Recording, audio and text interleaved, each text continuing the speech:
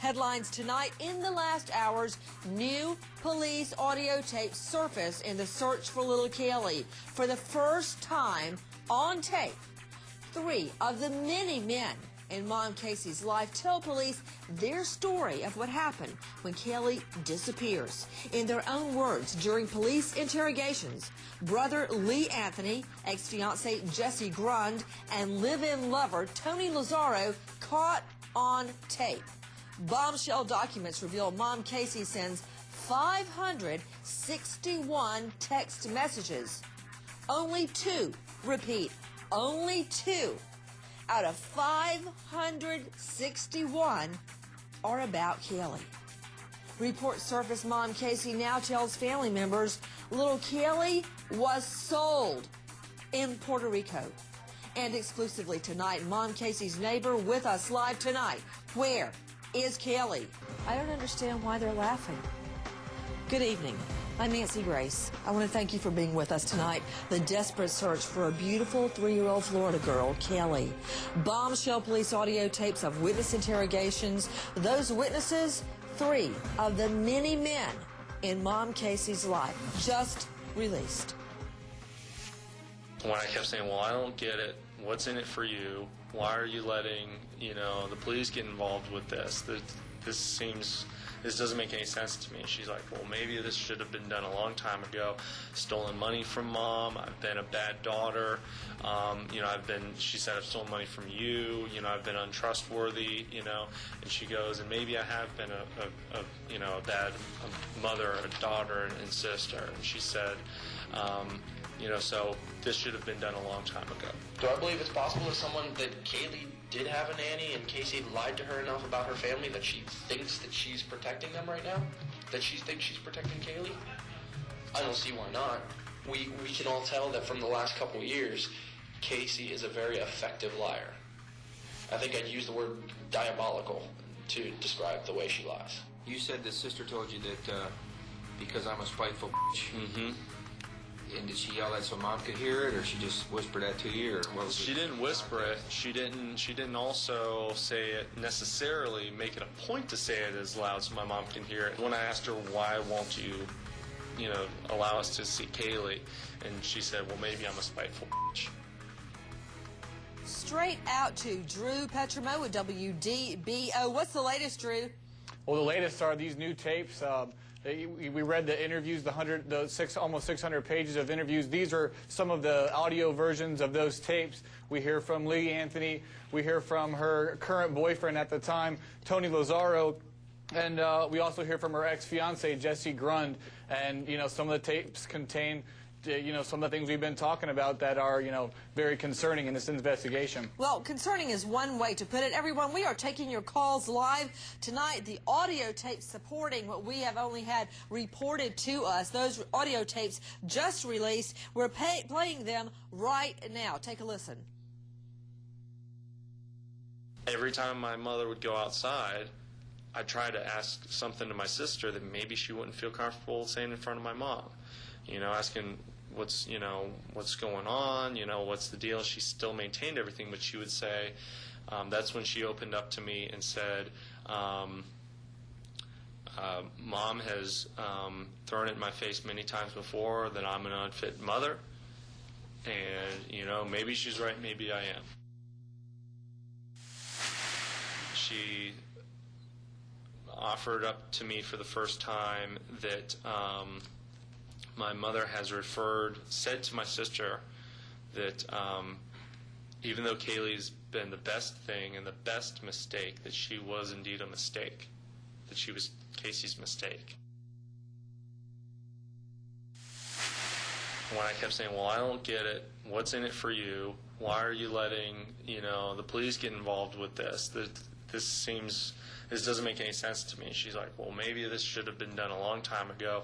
Stolen money from Mom. I've been a bad daughter. She said, I've stolen money from you. I've been untrustworthy, and she goes, and maybe I have been a bad mother, a daughter, and sister. And she said, so this should have been done a long time ago. What does that mean? This should have been done a long time ago. And now to Nikki Pierce with WDBO.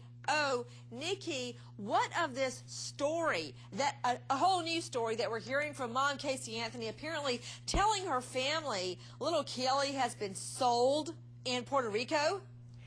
Well, Nancy, apparently she managed to convince her mother that caylee had been sold in Puerto Rico. We got some text messages in these documents between Casey's ex-fiance Jesse Grund and her ex-friend Amy Huzenga, who she stole the money and checks from. Apparently Jesse was implying to Amy that a theory had been floated that caylee was sold in Puerto Rico. Amy and several of her friends, including Casey's ex-boyfriend Ricardo Morales, had just been in Puerto Rico. But there is there's no evidence to support that, according to the Orange County Sheriff's Office. Just released bombshell audio tapes of 3 of the many men in Mom Casey Anthony's life. Take a listen. I sat in the garage with my sister. With the car right there? With the car right there, and it was atrocious. And I couldn't be there anymore for a minute or two, and I had to keep going back inside because the smell was so bad. I sat down with her, and when I referenced the car smell, she said, well, it actually started around Mom's birthday, when, which is, again, June 5th. She said it started around that time when 2 dead squirrels crawled up under the hood of the car, you know, and they died in there.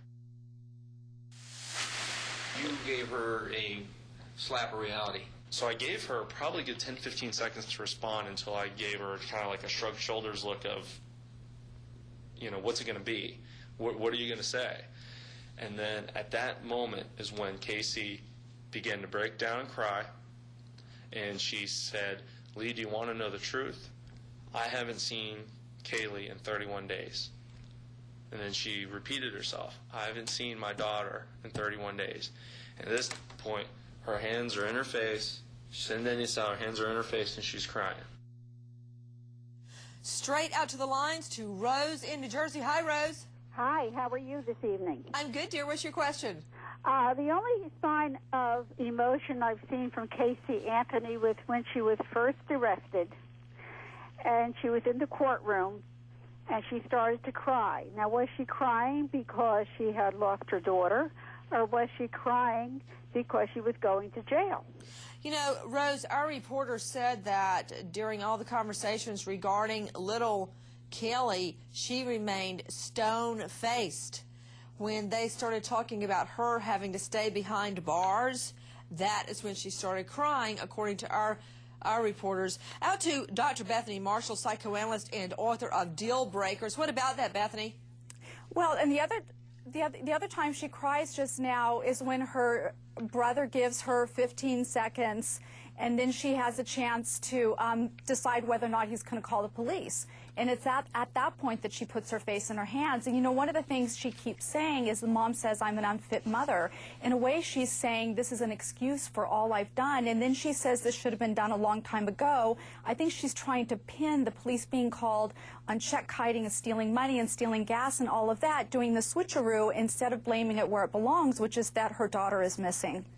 You know, to Natisha Lance, our producer, standing by at the Anthony home in Orlando. Natisha, what is the word on all of the emails that were deleted right around the time little Kelly went missing? Well, Lee Anthony also told investigators that when he checked Casey's email account, all of the emails, even the spam, had been deleted prior to July 15th, which is the day that Casey was finally brought home and she was found. So the only thing in there was July 15th and after that. To Ben Levitan, telecommunications expert, joining us from Raleigh. Can you go back, Ben, and reconstruct those emails? Absolutely, Nancy. There is nothing that gets erased. As you've heard on this show several times, when you erase something on your computer, all you do is mark that space is now available for other uses. So since she obviously didn't use the computer between the 15th and the time she was arrested, most of those messages can be recovered. to Michael Sapriconi, former NYPD detective. Michael, thank you for being with us. Doesn't anybody watch TV? Doesn't anybody know you've got to go beat your computer in the front driveway with a sledgehammer if you want to get rid of this information? It's leaving a huge footprint that she erased all these emails. Right, Nancy. These things never go away. These are always there. This is our paper trail that police are always looking for. And the computer has just made it such an easy trail for us to track.